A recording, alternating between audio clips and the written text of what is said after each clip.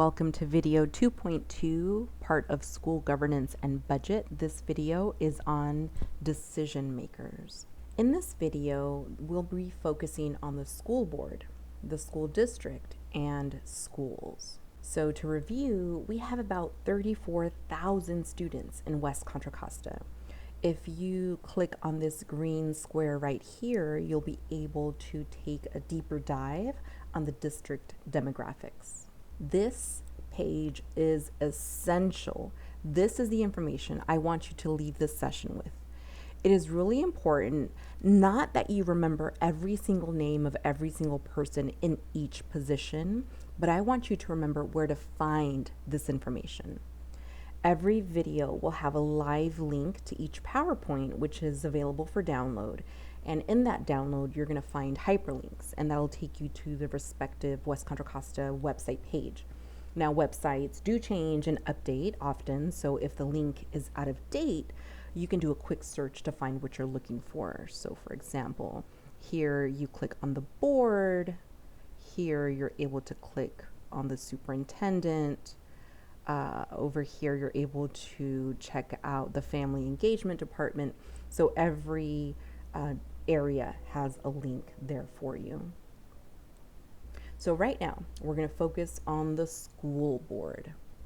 In November of 2020, elections shifted from being at large, meaning members represented the entire school district, regardless of where they lived. But now the district has been divided into 5 separate areas. Roughly, I'll give an overview. So Area 1 is Pinole Hercules, Area 2 is South Richmond, Area 3 is a bit of Richmond San Pablo, Area 4 is a large area, and that includes Richmond, San Pablo, El Sobrante, and Area 5 is mostly El Cerrito, Richmond. You can click on the triangle, on this rectangle up here, and you can actually see the official board trustee map, and that gives the specific sites of each representation. But basically, what I want you to understand is these 5 folks right here have been the elected bosses of the superintendent. What does the board do? The board is on the hook for hiring, evaluating, and firing the superintendent. They are responsible for all policies around curriculum and finance, and they oversee school buildings. And they also sign off on the contract with the teachers union. Most board trustees in California do not get a full-time salary. They do receive a small monthly stipend, but living in California, that doesn't go very far. One needs to work part-time or full-time or be financially independent while still holding the many responsibilities of being a school board member. Having a shared vision and understanding that every single child deserves a quality education, regardless of their background, is essential to being a strong school board member. Having specific skills is also quite important.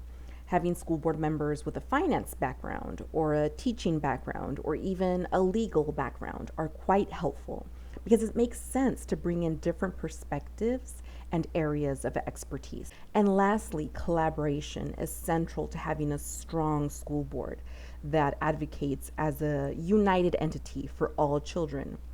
Work can get really complicated and stalled if members of the board do not work together and they seek individual gain versus a true impact for all students.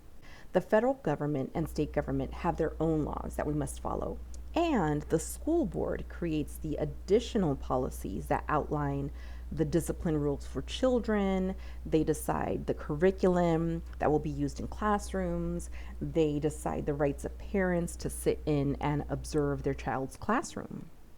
The ACLU has put together some great resources, and they've outlined some ways to get in touch with your board trustees. You can write to the members of the board, whether that is via mail or email. You can call the board members, or you can ask them for a meeting. When in-person gatherings are allowed, the school board meets at Lavagna Dijon Middle School. Currently, all meetings are held via Zoom. The agenda that describes all that will be covered at a meeting is published online the Friday before each meeting. Typically, meetings are held twice a month on Wednesdays at 6:30 p.m. and can be watched online. The meetings are also archived, and one can access those videos online as well. Go West Contra Costa emails out a Board Watch email that shares a preview of the school board agenda in an easy to understand format. If you click here, you can sign up for the Board Watch emails.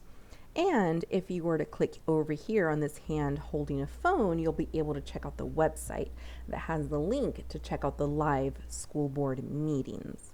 At every single school board meeting, the public has the right to share their opinion. During in-person meetings, one simply fills out a short form with their name, address, and the topic they want to discuss. During the pandemic, the public can log in on Zoom and request to speak during public comment or on a specific item.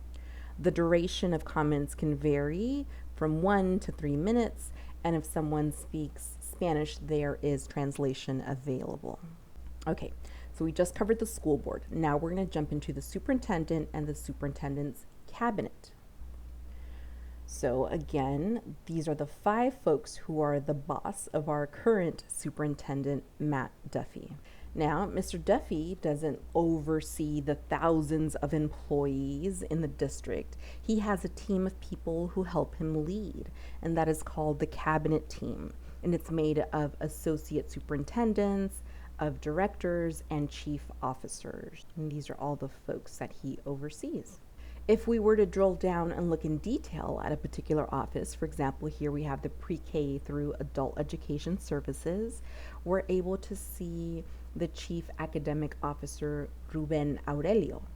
And it appears he has about 7 different departments under his lead.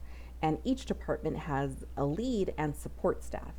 And their contact info can be found by clicking on this email icon up here in the upper right hand corner, and that will send you over to the district's department directory. Okay, so now we've covered the school board, superintendent cabinet. The DLCAP and the school site council are official decision-making entities, and honestly, they deserve their own individual sessions. I can sum it up in this way. These groups are made up of parents, community members, and school district staff, and they have an official decision-making capacity for finances for both schools and district. For the sake of time, we're going to jump straight to schools. Now, every school has a principal. Some have vice principals that are there full or part-time. Each school has a secretary or a clerk and a SCOW, a school community outreach worker. And most importantly, each site has teachers. Now, when we think about school staff, they are broken up into classified and certificated. Classified staff is a staff or school employees that do not need a certification or licensure to be qualified for the job. Meanwhile, certificated staff must have a certificate that proves they have obtained the necessary credentials and knowledge for the position.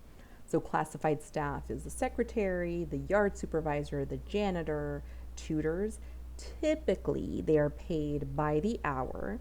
They work 10 months out of the school year, and they don't always receive benefits. So for example, the yard supervisor may only work a couple of hours a week and is not a permanent position, and they do not get health benefits. On the other side, we have certificated staff. So that is teachers, counselors, principals, sped teachers. Typically, they work 180 days out of the school year. Typically, administration works the 12 entire months, and they are not paid by the hour. They have a salary. So regardless if they are working 8:15 to 3:15 or they're working 7 a.m. to 7 p.m., they get the same salary. Teachers have a teachers union. The UTR, the United Teachers of Richmond, is the union, and they're very important. The working conditions of teachers are the learning conditions of students. The union is in place to advocate on behalf of teachers and their interests, And so every single detail from planning lessons to the start and end of the workday, it's all covered on the teacher's contract. And that is approved by the school board. So here we go. We've talked about the school board, the superintendent, the district, the schools.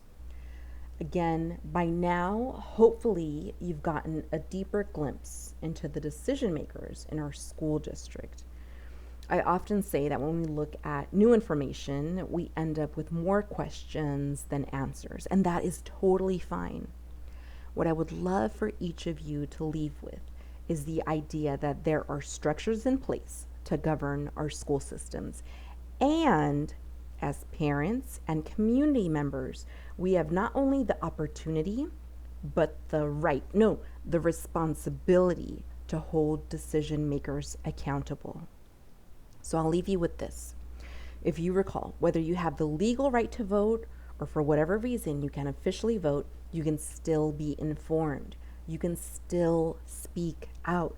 You can still help organize and hold decision makers accountable. This is what it could look like. There are many ways to take action. At Go Public Schools West Contra Costa, these are some of the ways that we do so.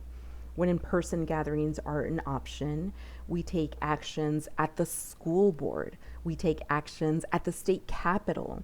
We share our learnings and we share the tools we use so that other family leaders and community members are able to create a positive impact in their children's lives. So to close this video, be sure to check out this page. Check out the links embedded in the PowerPoint. And extra bonus if you're able to fill this out with the specific information of your school site. Thanks, and I'll see you for the next video.